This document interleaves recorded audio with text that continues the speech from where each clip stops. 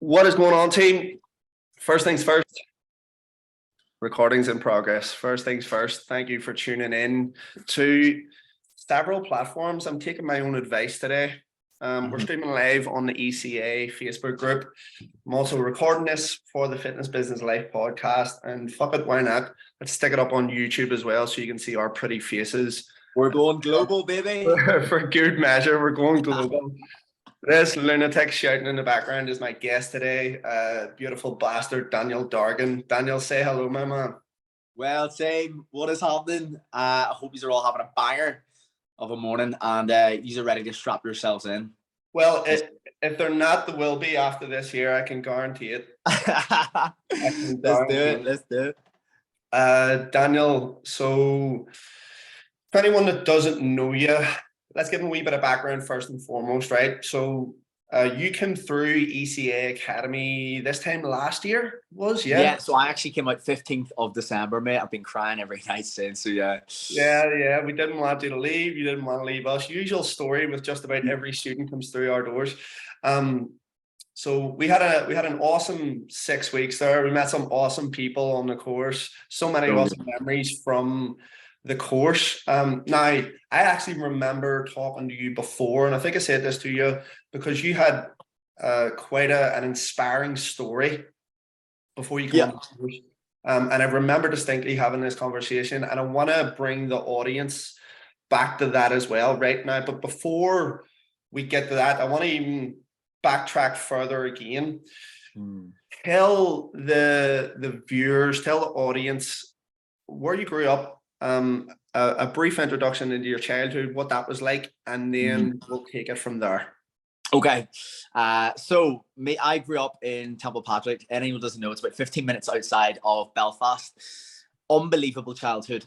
Genuinely, like, very, very grateful, very lucky to have like the most incredible parents and two brothers who, like, again, just never had any issues growing up. Mum and dad, very, very hardworking, incredible role models, and always people that I looked up to as a kid and today. So always told me that I could do anything. So very, very lucky in that regard. And through school, always excelled when it came to sport, when it came to academics, and then maybe came to A-levels, started partying, started going out more, took a wee bit of a backseat. Didn't do as well as I would have liked to in my A-levels. I felt I was an intelligent individual. I was on a live the other day, and I was saying when my mum used to leave for the mornings during study leave, I would go down and get a few Copperbergs and sit in the sun with the music blasting. So yeah, that didn't translate well into A-level results. But anyway, so that was maybe a bit of a first knockback, and it got to the stage where I didn't really know what I wanted to do. I started flying lessons. My neighbor, he was a pilot. And I got this in my head that that's what I was going to do. And I just found myself going down that line, going down that path. And fast forward a year after leaving school, I worked in Top Chef for a year, done a bit of traveling, and then I started flight school in Dublin. Okay, so training to be an airline pilot. And the idea of it was incredible, and everyone, I'm sure, as you can imagine, just blowing smoke up your ass. And again, after having a bit of a setback, I thought it was incredible. I loved it, and in hindsight, it's fine for me to say that. Like, I just love the validation of that. That's what I love that at the time, and I love the idea of it. Anyway, so got stuck in there. It was absolutely extremely, like, very, very intense, studying like all day, every day. And I learned a lot down there. I learned what hard work actually is. So very grateful for that. But I got to the stage where I was probably burning the candle at both ends, partying, drinking, some other things as well. And yeah, I think I got to the stage where I started to burn myself out. It also got to the stage where I realized that wasn't what I wanted to do. I felt like I was choosing security over fulfillment, a job that I knew would have been secured me a future. It was seen as a traditional, stable job, and that was you locked in, friends, family, everyone thought it was fantastic. And quite quickly, I started to get into my own head. I started to have these thoughts that it's maybe what I don't want to do. And as you can imagine, with everyone always talking to you about this, how's flight school? I felt like I couldn't. I felt like I couldn't voice those thoughts and feelings. So one thing led to the next. It got worse and worse and worse.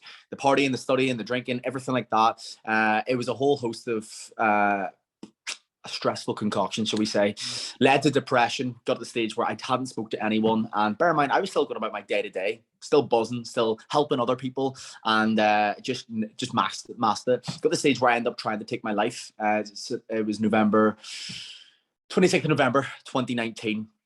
And that was a dark day. That was a very dark day. So was there certain things that happened like leading up to this here, or did you speak to anyone about this here? Were No. there other people? So there was no one that you could communicate with, as in like in terms of the problems that you were experiencing. I have a question here, right? So did you actually fly planes whenever you were training? So it wasn't all like did you actually? Nah, everyone always asks this, and like I suppose it's a normal question they ask, but yeah, like again, I remember my first ever solo flight. So it was called Weston Airfield, and it was done in Dublin, and I'll never forget my first ever solo flight. So it was a Friday afternoon, 5 o'clock. It was one of those days. It was like 21, 22 degrees, and I was the last flight of the day, and you can picture me bottom of the runway on my own, cleared for takeoff, and I just remember looking around me, like, yeah, this is it. So what kind of plane was this here? Was this like one of those little propeller ones, or was it? So this is just a Cessna. This is a 4-seater. Okay, so this is obviously the aircraft that you start training on, and then you move on to a larger aircraft, and then obviously you eventually do your type rating. So it's like, say for example, you were getting your cert to drive a lorry, something like that. Okay, so after you've got your airline transport pilot's license, you then do your type rating on specific aircraft, and the airline would usually put you through those. Okay, so yeah, I was training. I was just solely flying on those small 4-seaters. Okay, but it was incredible, like extremely euphoric, taking off, being in the sky, knowing that like I was fully in control, and yeah, probably a bit of a control freak, but I love that. Well, this is this is like complete both ends of the spectrum. Like, I mean, if you ever need contrast, this is it. On one end of the scale, you're sky high, literally. Yeah. But on the opposite end of the scale, you know, on the ground, you're struggling with depression, and you're struggling with it all, which is like, is that common with pilots, or was that particular to you?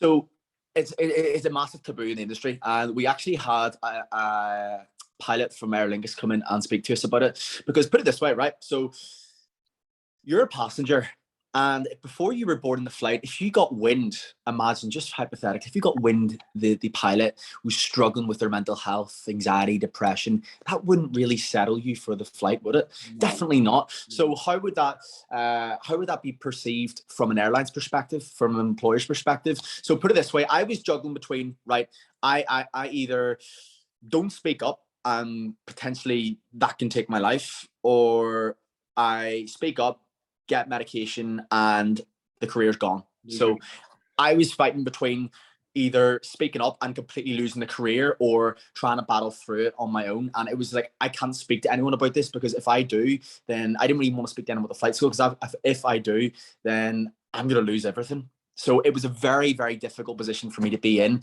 And yeah, I did have people to speak to. I did have people to turn to in my family. Like they would be fantastic in that like, it's always like, we always open for conversation. And if you had to ask me what one of my biggest flaws would be, and I actually had a conversation about this with my mum this morning, one of my biggest flaws would definitely be the inability to speak up as soon as you're actually feeling something, because I would usually try to deal with things on my own. I like to navigate my own thoughts, and I like to always feel, right, okay, I can get out of this on my own. But that definitely didn't pay off down beforehand. It's different now because I'm a much more resilient individual, and I'm much more rational, but back then it was an issue. So obviously after that event, it was made very public because I went missing, so to speak, and you know what happens all over the Facebook page and the police and sharing it. And so, but under my eyes, only my family knew. So I came out of this the next day. I woke up in the hospital. I was still alive, thank God. It was not my forte. So I woke up in the hospital the next morning, it was another lease. It was another lease of life. But then I realized it was the public embarrassment, the public shame from it. But anyway, I had a coach at the time, Ben Heron. Shout out Ben. I spoke about him so often, and Ben was the first person to really instill belief. So Ben's an online coach, and he was the first person to instill belief in me after this event. And Ben cleared his schedule. I'll never forget it to the day I die. He cleared his schedule for me. Very busy guy. I went on to Gymco. We spent hours just chatting together, and he was the first person that said, like, listen, you're here, like, you're an incredible individual, but bro, I have my sights are up here for you. And what we done, I stopped drinking. Okay, I didn't drink for like 9-10 months. I completely delved into the whole personal development world, reading, implementing, and training hard. Done a photo shoot, lost like 12 kg maybe, and it gave me. It was the first time after that event that I felt like I had control of my emotions and my body. And after that, there's something flipping the switch there. And firstly, realized that someone else, a coach, could have a huge impact and turn someone's life around. And that really inspired me. And it's like there was a higher purpose. And instead of someone going home from a job and coming home and hating it, like that changed my life forever. At what point was there a point where you realized then that fitness was actually going to be the thing that you wanted to do to change people's lives, or did this just happen organically? Did Ben say something to you? Never. Like Never. what was going on there? So that's it. Even through the photo shoot, even through everything, like I always would have been very inquisitive, like how Ben would have done this and how Ben would have done that. But like, just because I was curious, and I think it's a good lesson for anyone, be curious regardless of what it is, because you can always take things, even if it's not your industry. Never had any idea, but it got through. We went in the lockdown, okay, and I was sitting on my hole. I ended up doing a job for EE, doing sales for EE, and I was like, this ain't it. This, like, I'm built for more. This is not me. And like getting shit from people down the phone because their contract, like, it was just not. I was like, no, something needs to happen. So quit that job. I was like, fuck this. Spoke to mom and dad, and I was like, right, what is one thing I'm passionate about here? Obviously mental health, right? Because I came from the worst place, scraping the barrel mental health wise, and got to a stage where I was much better. Secondly, I love people. I love communicating. I'm a people person. I thrive from that and helping other individuals. And then thirdly, obviously I love the gym. I love training, and I always would have, like, again, if there was younger guys in the gym, I always would have helped them, and people would ask me for advice. Oh, how'd you get into that kind of shape? How'd you do this? And I found myself doing that naturally, and I was like, holy shit! It was a light bulb moment. I actually called my best mate first. I was like, yo, I know what it is. I need to do. And it sounds really cliche and like you say in the movies, but I literally called him. I was like, bro, this is it. And I got on the phone, Ben Heron. I was like, mate, where do I do this course? He pointed me in your direction. I called you. We had a chat. And I remember at the end of the call, I was like, right, well, like, or maybe during the call, I was like, right, well, is there an interview process or what happens? You're like, mate, you've just done it. And we got started ASAP. And I remember, so I made a bit of money through that summer, and the course was in October, and I think I maybe had like $4,000 in my account, right? 4 or 5 grand, nothing crazy. The course, that clicked half of it, right? Gone. We took half of that off you. Yeah. You just have, fuck it.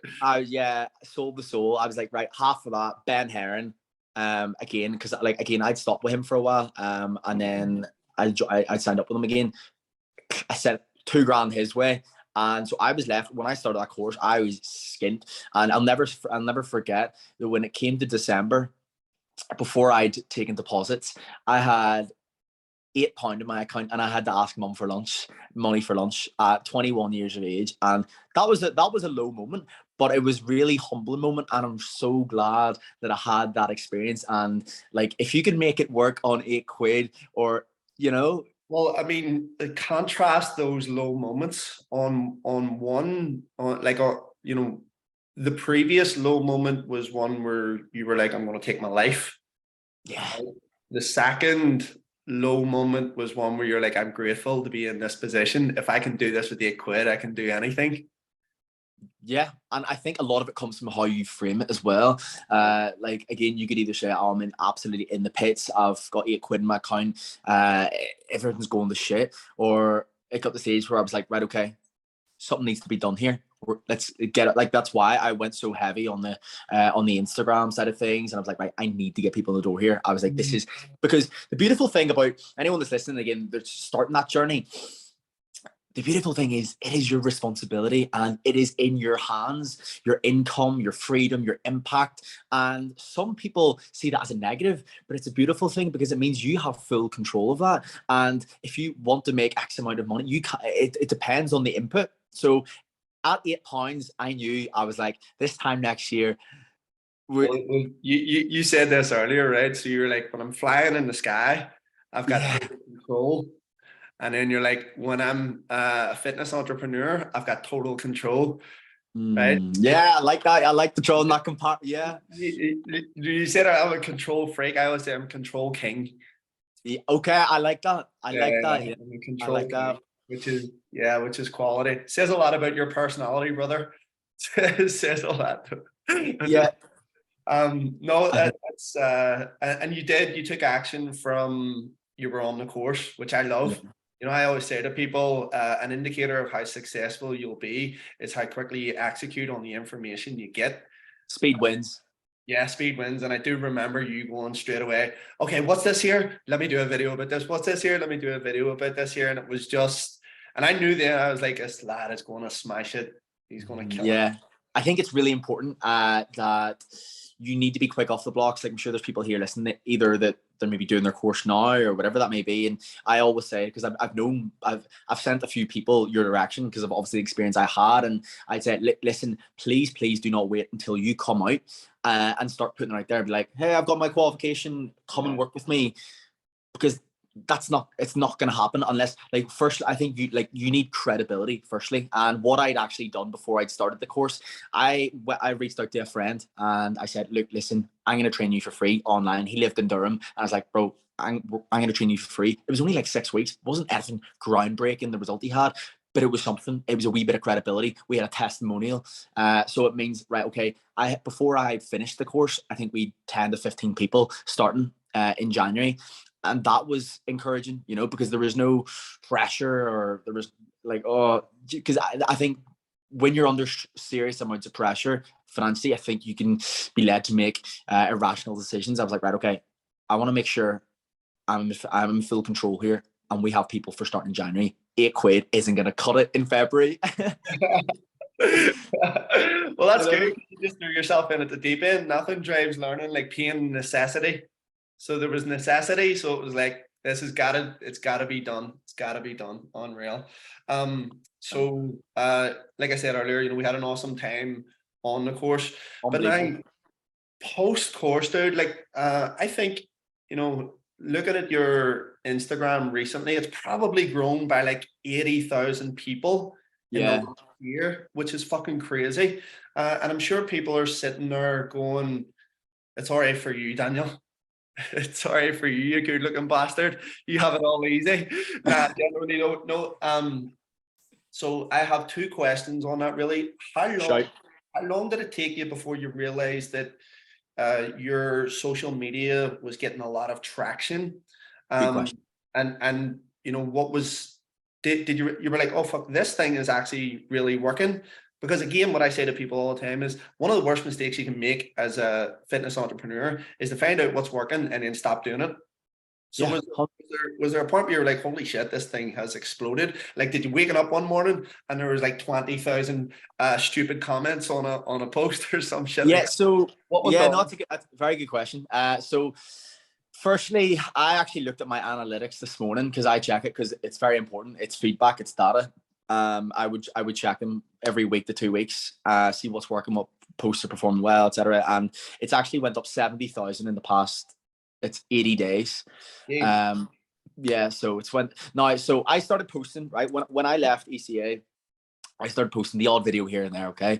I was putting out mostly like copy posts, so a picture and then writing beneath that. Okay. But we're in 2022, coming to 23. You know, the attention span people have. It's not great. And we can either whinge about it or we could do something about it. So I was like, right, okay, I'm gonna kick with the wind here. So started making videos inconsistently, maybe 1 a week, 2 a week. And then one of the videos, it got like 10,000 views. And I was like, shit, right, okay. And it was a video of me talking about my journey, my experience, and we touching on mindset. And I was like, shit, right, okay, that works. So I just done it again, and it worked. And I was like, shit, okay, right. And then again, continually posting videos, expecting for things to go viral. Like, it's not going to happen. You need to look at what is working, and you need to double down on that. And you need to see what's not working and not take that as a hit. Don't let that affect your ego. It's data as to what is not working and how you can improve. Okay, so when someone has a bad day nutrition wise, that is not a huge mistake to make. That is just one less mistake they'll make down the line. So always think about that. Because and a really good way to frame it, guys, if you're listening and putting out videos, I want you to think about this, right? If you're putting out a video to either give value or you make someone feel an emotion, if one person is positively affected by that video, it's a win. Okay, so that should always be your thought process, because so that means you never have this high expectation that video needs to bang. Okay, but back to the question, I was posting from this January, okay, and then I started posting more videos in maybe March, April time, and then I went from maybe 2,000 followers to maybe 3,500. Yeah, and I was sitting in June with maybe 3,500 followers, and I was like, right, okay. I started a business mentor, and Tony McAlevey, sure you know Tony, the GOAT. So Tony's obviously heavy content wise, right? And I just looked up, and I was like, right, who is fucking crushing it in this scene? Okay, who is crushing business scene and social media? And I knew he was gonna be great in that as well. And I know a lot of people think they're like, oh, you don't want to be an influencer. It's nothing about that. 100%. You don't need followers to grow business. You really don't. You can, like Tony, for example, what is it? Yeah.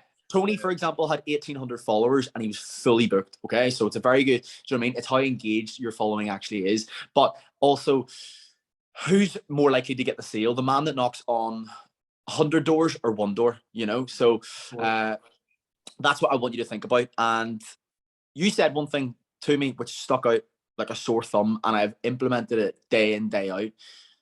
Very simple, but nobody is going to buy from a ghost. If you're listening to this and you're wanting to be an online coach, you want to be a coach, whatever that is, if you're not approaching prospects on the gym floor, if you're not putting out content so people can see your face and your message and how you can help them, you are going to be very disappointed when you look at the bank account or when you look at the impact that you're having in a year's time. And it's, you know what it is? It's not, maybe it's, that's just the way it is. That's it. Like, it's your responsibility, and that's a beautiful thing.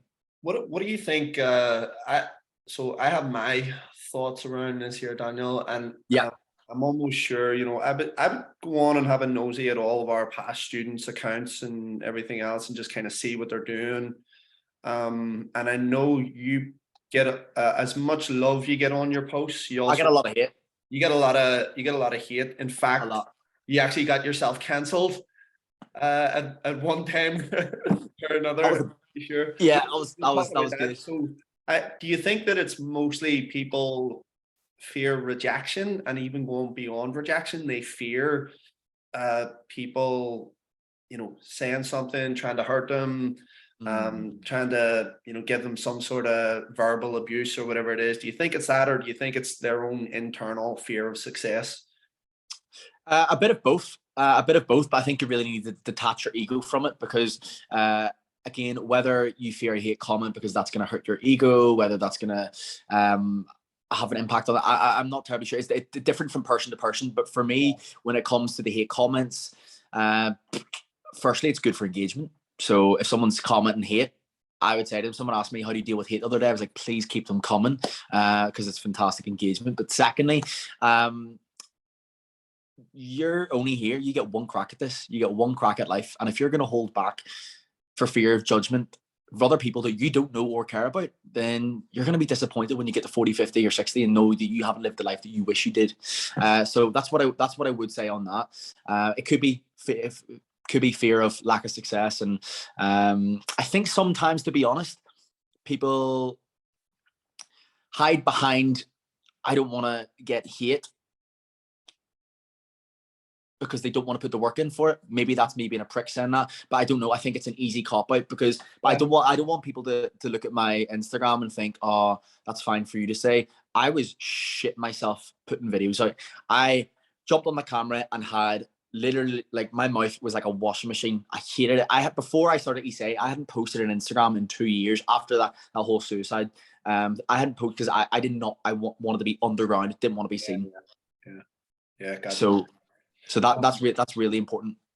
So recently there, and I thought this was fucked up, to be fair. So recently you were going to do an event, and as far as I'm aware, it was a few hundred people. 200, yeah. There was a couple of hundred people were due to attend, and it ended up getting cancelled on you with the whole fucking cancel culture and everything now. And I'm guessing it was largely to do with your social media content, was it? Yeah. So I was approached by someone on behalf of Ulster University, okay, and they said, "Listen, I love your stuff. We'd love for you to do a talk at the Mental Health Day, November, something like that." Okay, I thought it was going to be me talking at an event, and they said, "No, this is your event." So I was like, Okay. "Shit." Okay, that came out of nowhere. So listen, I put out once on my social media. They sent one email out, boom, it was sold out within 48 hours, 200 people gone, and I was like, 100%, like this is exactly what we want, because we can impact people on a much larger scale now. And over the coming weeks, I started to get messages trickling through from my contact, and he'd said that there was complaints of misogyny, toxic masculinity, and the best one was military style punishment. Okay, and I'm assuming they're referring to the bin now, even though I'm not held at my will to get into this bin. So Punishing yourself, military style, love it. Fucking like, hell. If only they'd seen some of my events back in the day. Fuck. I know, that's what I'm saying. If people had seen what got on back in the day, but that's what I'm saying. So a couple of weeks on, and I got a phone call, okay, and someone apologized. Listen, we have to cancel your event. Boom, straight after that call, event done. That was it. Every single person got an email that the event was cancelled. People were messaging me after I got off the call. I had about 20 to 30 messages being like, "Yo, what's going on here?" I had no explanation. That was it. And I didn't speak to anyone above. No one from above had contacted me, and that was it. So I went on. I felt very strongly about it. I also was never going to slander because, again, I'm not an idiot. So I went on, made a respectful but very firm video, and told the people that follow me why it was cancelled, and basically spoke out against cancel culture. Again, anyone that follows me knows that the stuff that I put out, it's to help people inspire, to be inspired and make positive change. Misogyny, that's not my gig. I wouldn't have had a girlfriend if that was the case. My mum probably wouldn't love me if I hated women. And when it comes to toxic masculinity, again, whether that's people hiding behind the fact that they aren't taking action, is another thing. I think it's really important to realize that whatever you're going through right now, it's not your fault, but it's your responsibility to change that. And that was, I think, that mindset or that approach is one thing which really ruffled a lot of feathers. Me saying that it's your responsibility to change it, because I think I was under the influence before that if someone wasn't feeling great, oh no, it's okay, it's fine, you're fine the way they are. And if everyone was telling me that I was fine the way they are, and I believed that, I never would have got out of my own mess. Yeah. Ever got out of my own mess. So listen, it was an involuntary PR stunt, and probably one of the best. And again, it comes back to how you frame things. You could think this is a failure. People are going to be, it's embarrassing. People are going to be looking on it as if, oh, that's really no, it's not. You're getting eyes on your page. You're getting people that love you, and you're actually polarizing. And I want you to think about this if you're posting content as well. People making polarizing comments, because the people that hate you will comment on your shit, and the people that love you will comment on your stuff, okay? And that's going to push it more. Now, I'm not one to be a hateful person. I don't put negativity out there, but somehow that polarized without even me trying. But listen, the event was cancelled, and we have it in the works for the event in 2023, and it's going to be bigger, better. We're going to bring so much energy. We're going to impact so many more people, and yeah, we can't get cancelled from our own event. So, what's your take on that? Well, I'm glad. Well, if we think about it as well, you didn't really have control over the first event. No. So I'm glad it got cancelled because now you have control over your outcomes in your own event, which is what we like. We like to be a control king. So, yes. Yeah, mate. I think it's a no-brainer for you to do it, and I think it can help a lot of people. I think it's a natural progression for you as well, and I can't wait to see it. Mm. Can't wait to be there. I don't think I told you as well. So the university actually called me and apologized, the director. Right. I don't know if I told you that. I was Well, on that the phone. was that was the because I mean anyone that knows you will just be like that makes no sense whatsoever. Like that's just stupid. Yeah. It was mad. Their But they loss. called It was their loss. 100%. But they apologized and said, "Look, listen." I was like, "Have you gone through my socials?" And said, "Yes." There's nothing of that sort. And they were like, "Listen, we'd actually love to put on an event, but just off our premises." And I said, "Thank you, but no, thank you," and went on. Very respectful, polite about it. Had my hell high, and that was it. So, yeah, listen, anyone putting stuff out there and they're scared about being cancelled, as long as you're not being a prick, you're always going to face resistance upstream. So as you start to post more and more and you get more traction, you will get more and more hate. So I think if you really want to grow your business and push marketing big time, expect that that's going to come down the line, you know. Yeah, it I is a think, condition of success. yeah, 100%, 100%. I couldn't agree more. So what is the well two questions. What's the plan then aside from the event, which again I said I think it's brilliant. What else have you got happening down the line? Okay, great What's the question. So plan? obviously, with regards to the event, like that's one thing I really want to tap into is public speaking. So the goal was right. This is my vision from the start of the year. Okay, right. Starting this gym floor. I worked in the gym floor for about 6 months, maybe. Okay, and then transitioned online. That was obviously the goal by the end of the year. The goal was move fully online, pump socials out, get as big of a platform as possible. Okay, whether again that can lead me into public speaking. I would love to go around the UK and give mindset seminars, and yeah, like I could just imagine, like I've been to seminars before and there's not much energy at them there, and I just love to really go in there with a shit ton of energy so people come out feeling like they've a rocket up their ass and things they can actually implement as well from that. So that's what I foresee in that realm. And then when it comes to the coaching side of things, we're continuing, like we're on target we've been on target this year and really exceeded my expectation for where we could be at in a year. And that's something I want to touch on as well, and people's expectations. But yeah, so I want to like forget the stage. We're fully maxed out one-to-one online, and then again we're going to bring in a low ticket, and yeah, I just want to continue impacted as many people as possible whilst obviously living a life that I love, you know. So that's really important to me. Like I now have the freedom, I now have the flexibility. I work where I want when I want, and yeah, it's great. Like I'm pushing hard, and I think people see online coaching as like, oh yeah, like it's a bit of a DOS. I work now way more than I did when I was in person, way more. Yeah. But at the same stage, you like we're in a building phase, and I'm sure you could agree, Lenny, that to get anywhere, to get any level of success, and I remember hearing your story and like it inspired me so much from the old gym, and you need some level of imbalance. There has to be a level of imbalance that you're willing to go through the mud. And I think in today's day and age, the whole Instagram era and the whole mental health scene, you need balance in everything. If you genuinely want equilibrium in your life in every single aspect, every day of the week, you will never get anywhere. That is my honest opinion. I couldn't agree more, mate. I don't think it's possible. I think you can have harmony, but Yeah. I don't think there can be balance ever, because if you're not, you know, where attention goes, energy flows. If your attention is fucking, I don't know, you want to be partying or you want to be isn't about watching films, do what I mean, good luck to you, but just don't expect your business to grow. 100%. It's like anyone listening here, it's like trying to lose weight, getting in that calorie deficit, you know.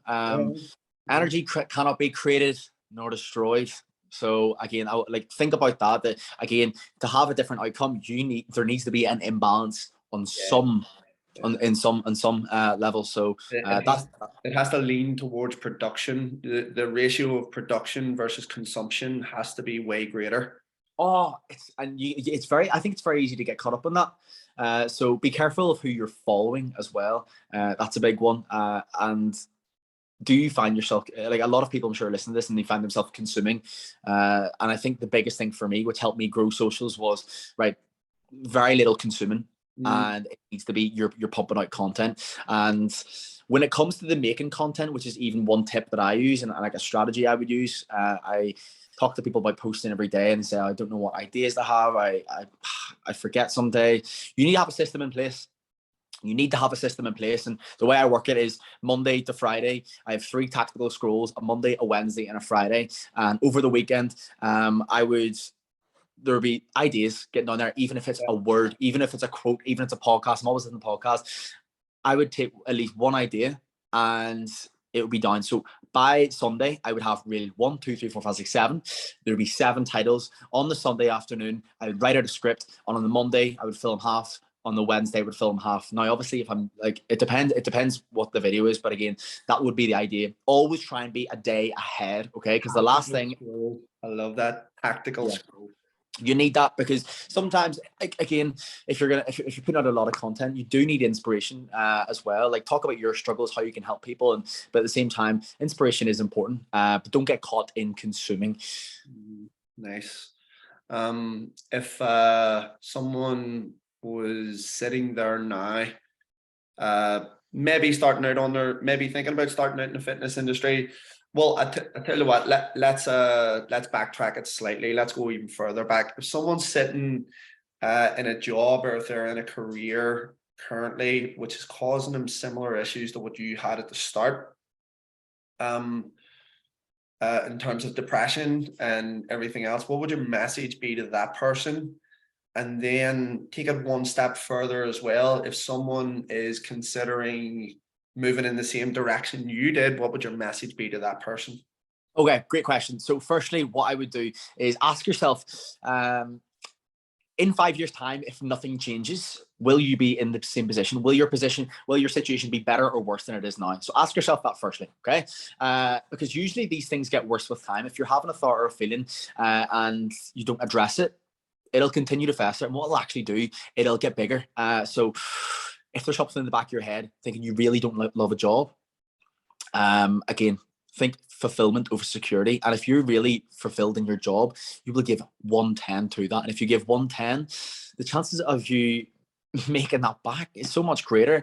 And I genuinely do think, I don't think people realize how much money you can make in the fitness industry as well, provided that you apply yourself, and you have the right mentors and the right knowledge. So I think that's really important as well. A conversation I had, right, I'll touch on this very briefly. So a conversation I had in the gym, I was doing a live a couple of days ago, and I told this story. So I was in the gym about 3 or 4 months ago.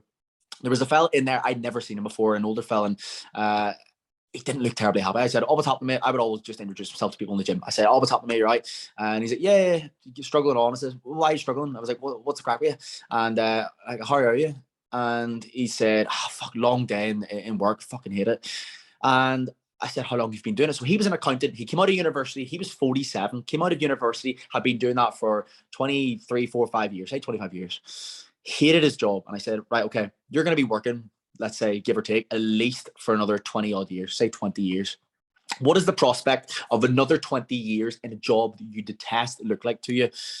And I asked him what his mood was on a scale of 1 to 10. And he says, "Oh, about a 5." And I said, "Right, okay, in 20 years' time, if you do nothing about it and you're 20 years older, what does that look like?" He says, "Oh, fuck, I'd be surprised if I'm still here." I said, "Right, okay, something needs to change here, mate." So I asked him, what do you love? What do you love to do? And he says, "Oh, well, I want to go home. Like, I love watching, like, I'm so interested in media. And I think, like, I always think I would have been class in that." And I said, "Look, listen." I told him about the sunk cost fallacy. Okay, so the sunk cost fallacy is one thing that I and many other people do fall victim to. So it's making future decisions based on previous investments. So he'd invested 20 years of his life, but he's making a future investment as a result of that because he doesn't want to let go of that. So it's very important to ask yourself that question: are you just holding on? Say for with a relationship, "Oh, but I've been with her for 6 years." Yeah. You're miserable, mate. So a couple of months on, which is fucking incredible. So a couple of months on, I hadn't seen him. I said, "Well, bro, how are we? What's the crack with you?" You'll never believe it. I left my job. He's now working for the BBC and he's never been happier. He said, he's like, "Listen, I'm not making as much money, but that'll come." And he says, "I'm not making as much money, but I haven't been happier." And I said, like, I tell everyone that story because it just, honestly, it shakes me to his core. Like how at 47 he completely turned it around. He's now waking up in the morning, he's happy to go to work. And I think it's very important. Like, you're going to be working a third of your life, so do shit you enjoy. And there's a lot of people out there saying, oh no, like you don't have to, like you can find happiness elsewhere. You can, but for me, I think it's very important to spend a lot of your days doing things that you feel fulfilled in. So Right. that answers my first part of the question. He was living his life based on the decisions he made when he was 20. Which is, I mean, you know how much you changed in the past 5 years. What's So since yesterday? yeah, exactly, exactly, and yeah, 100%. So that's very important. Don't fall victim to sunk cost fallacy. Ask yourself, if nothing changed the next 5 years, where would you be? So yeah, and it's so easy to say as well, like, oh, just take the leap, leave your job. Again, you can start that. You can join. You can start a business in the fitness industry in the evenings. What happens between the hours of 5 and 12? Do you know what I mean? A lot of people say, I don't have time. Okay, you do your 9 to 5. What happens in the hours of 5 and 12? There's a lot of work that could be done then. You could even start building your business then. And once you're making maybe 60, 70% of that, or even if it's a wee bit less and you have a couple of months where you can just go all in, then definitely something to consider, you know. But as I always say, I said in our interview before, if nothing changes, nothing in your life will change. I live my life by that. If you wake up and you're not feeling yourself, what are you doing to change that? And having that responsibility is can be scary, but it's a beautiful thing. When it comes to the second part of your question, Lenny, someone that wants to go down the same path as me, what I would say, and I was thinking about this on the toilet actually about 20 minutes before your call. And it's a good place to think. Yeah, no, it is. So there's 4 C's, right? 4 C's that I would think about, okay? And stick with me here. So firstly, we have content, okay? So content, that's going to be your marketing pillar. And as I said, if you're not putting out content, you're going to make life more difficult for you. The more eyes you have on the page, the more interest you're going to have, the more value you're going to give. People will trust in you. The market will trust in you and be more likely to buy from you, okay? So I would think about content firstly, because that's going to get your name out there, okay? And one thing when it comes to content, it was either you or Andrew that said to me, and that's why the whole bin C-dip content came from. You said, when they zig, you zag. And I said, right, I looked at everyone's Instagram pages and was like, right, what is everyone doing? Training, nutrition. But there's a massive piece of the puzzle, which I had for my story, was the mindset aspect of it. And I was like, people aren't speaking about this. And I also said, right, what can I do which people are going to comment and be like, what the fuck is he doing? I was like, right, I'm going to get in the bin. I was like, I'm going to get in the bin, fill it with ice and chat shit in the bin. So that's where that idea came from, to start posting those videos. I was trying to zag. I was trying to do shit that other people weren't doing. And I was trying to create that wee space for me. I know loads of other people do it, but like not many people over here were. So I was like, right, okay, I'll dive into that. So when it comes to content, what can you do differently? Okay. Something that you are passionate about as well. And then when it comes to, so that was the content side of things. Okay. Consistency is also very important. So if you're not showing up every other day, showing people your face, it's not going to happen. No one's going to buy from a ghost. So don't expect to be posting. I posted from February until September and had only grown 2,000 followers. And from September to now, it's went up by 70,000. It only takes one video. But you need to be consistent with that. What would you say to your client when it comes to their training and nutrition? Okay. So plan and prepare so that you can be consistent. And then what I would say as well, so we have content, we then have consistency. So that's your market, and that's a huge part of it for me. Then when it comes to the delivery aspect of things, your promise, you need to deliver, you need to crank out results, okay? People are paying for a service. They're not paying to be your friend. So are you actually getting them the result, okay? And if you're not getting a result, hire a coach that is crushing it in your field and learn how they're doing it. And that's what I done. I hired Ben Heron, absolutely fucking crushing in his field. And I was like, right, how does he get incredible results? Right? What is he? So that would be my first protocol. Then I got a business mentor with Tony, again, crushing it with results, crushing it in business. How can I learn from him? You're collapsing time. I genuinely think if I hadn't put so much money into Ben Heron and Tony and Cheevers, I wouldn't have this knowledge that I have. I probably wouldn't have that for another 5 years. I genuinely believe that. Yeah, If even. elapsed time. Yeah. 100%. And I remember, like, you drilled that home so much, and like, you can take advice all day, but are you going to fucking implement it? So I like to think that I've implemented a lot of your advice. So content consistency, cranking out results, learn from people that are crushing it in your field. And then lastly is community. Okay. So you want to make people feel that they're a part of something. Okay. Because it's not the information that you provide to them, it's the connection that they feel, which they will remember you for. When it comes to, say, for example, at Elite or at ECA, sorry, I remember those days going to Just Jar. I remember the conversations we had. I remember, like, you didn't need to do that. You didn't need to go with us to have lunch. You didn't need to have those conversations on the break, and you didn't need to go the extra mile, but you did. And that's what stuck out to me. And that's why I've referred so many people off the back of that. If it was just to get a cert, I probably wouldn't have referred, but it's the connection. I learned so much from you, but that's not why I refer people, not even once. When it comes to, even, for example, with Ben Heron, why I refer him so much is because he went the extra mile that day when I was really, really struggling. Yeah. Ben Heron got me incredible results, but that's not what I remembered him for. So how can you build a community where people feel a part of something, and that connection will really serve you and your business long term. So those would be the 4 C's, which in the past year, which have really served me very well, is content firstly.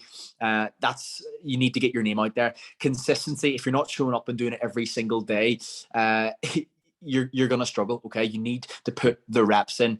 And again, if you're doing something for 5-6 months, it will come. It will come. If you're refining every single day, that'll come. Okay.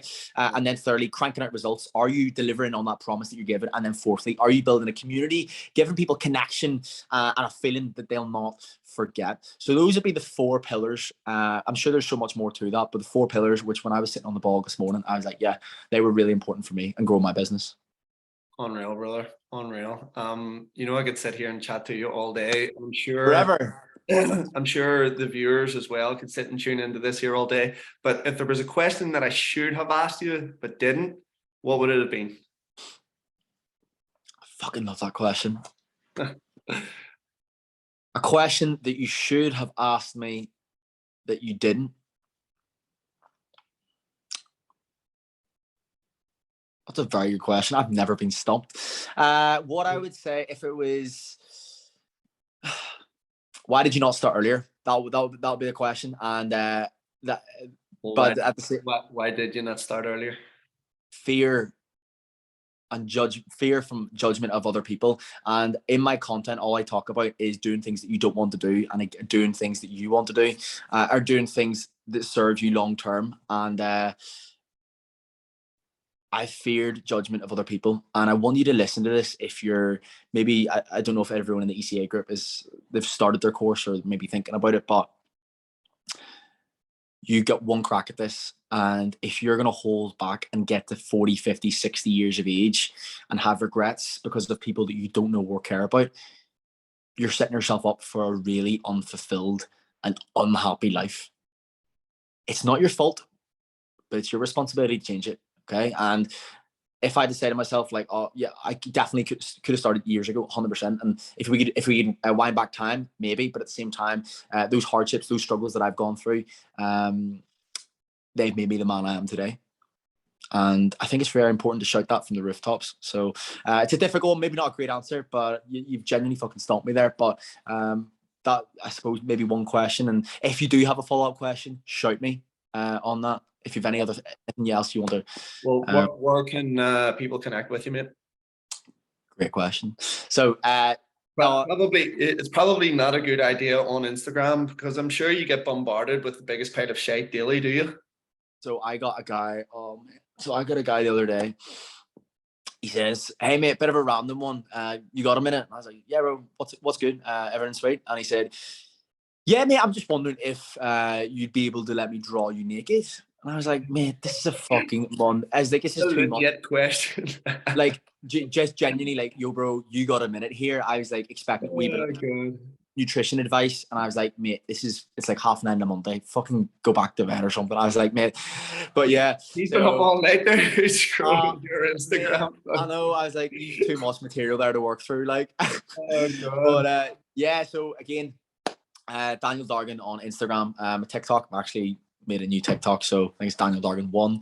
And yeah, listen, more than happy to answer any questions anyone does have. And I've spoken to a lot of ECA students over the past year, and I love helping them and giving them advice and the things that I've learned from you and things I've learned from other people. And there's so many people in the industry that I look up to and I probe for advice. And what I would say as well is, see, if you're enrolled in ECA and you're asking questions, or you're asking your mates questions, go straight to the source. Andrew, Lenny, Steve-O, PJ, they're very knowledgeable individuals. And I'm not saying this to brown nose because I've done enough sunbeds, but genuinely probe them, use and abuse them, okay? Because that's what I done. And the lessons that I have learned.